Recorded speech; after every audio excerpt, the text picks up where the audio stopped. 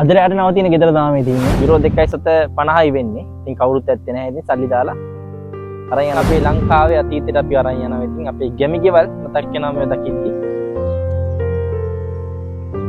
1974 දී පොහොර ටෝන් 410ක් එක්ක අනතුරට ලක් වුණ MV Iris trader ship එක.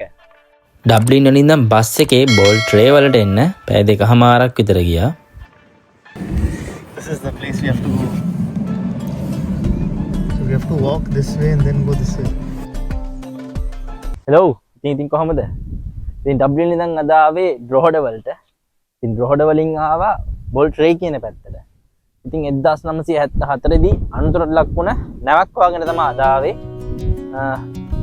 ගිහින් බලමු ඉතින් දැන් ඒක දිරාපත් වෙලා කොහොමද දිනවද දන්නේ නැහැ ඉතින්. ගිහින් තාම බලන්නේ. ඉතින් මේ යන අතරමඟ ඉතින් අපිට ෂෝට් කට් එකක් දෙකක් පාවිච්චි කරන්න වෙනවා. නම් ගහලා තියෙනවා එක නම් බොනී තියෙනවා. ඉතින් ඩීල් හිතා ගන්න බෑ ඉතින්. එක එකගේ පොඩි අයගේ වොයිස් එහෙම තියෙනවා එතනත්.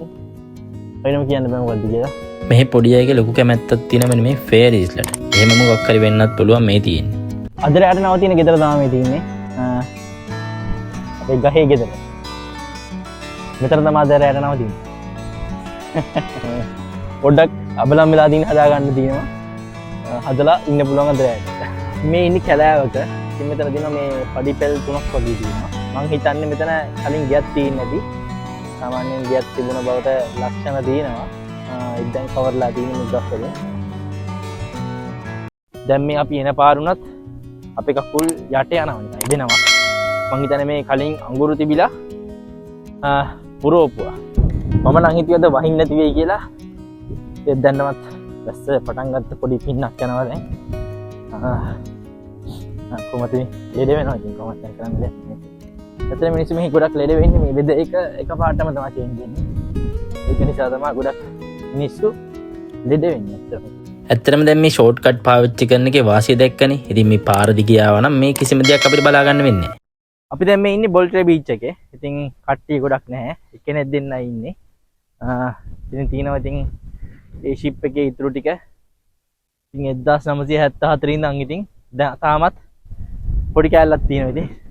ගිහින් බලමු ළඟට. පොඩක් යන්න අමාරුයි. යට යනවා.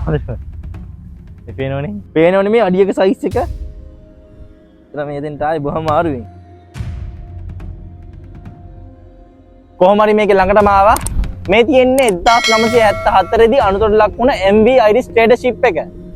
ඉතින් මේක දැනට ඉතුරුලා තියෙන්නේ මෙන්න මෙච්චරයි. ඉතින් මේක බ්‍රොහඩ නගරයට යන ගමන් තමයි තිබිලා තියෙන්නේ පොහොර ටෝන් 410ක් එක්ක.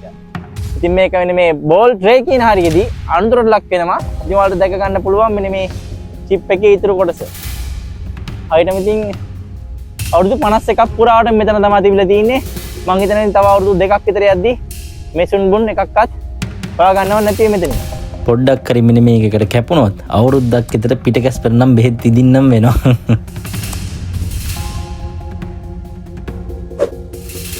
ඒ වගේම තමයි අයර්ලන්ත මුහුදේ නැව්සුම්බුන් 18000ක් විතර තියෙනවා කියලා දැනට ඇස්තමේන්තු කරලා තියෙනවා.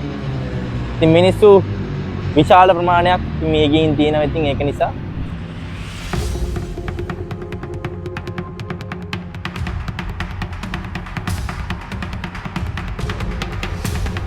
ඇත්තටම අද නම් ගොඩක් පුළුවන් කියන දවසක්. ලොවෙත් ලැබෙනවා. පේනවනේ හුණක කටේ ඉනම් වෙලි.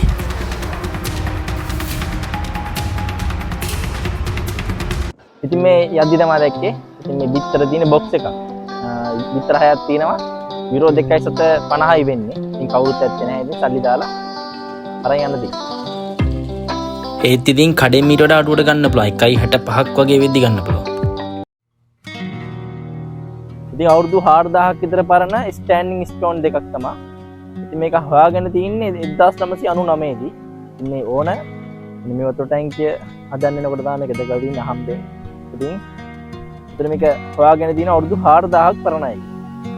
ඉතින් මේ ගැමි සුවඳ විඳින්න ඕන නම් මේ බෝල් ට්‍රේ කියන පැත්තට එන්නම ඕන.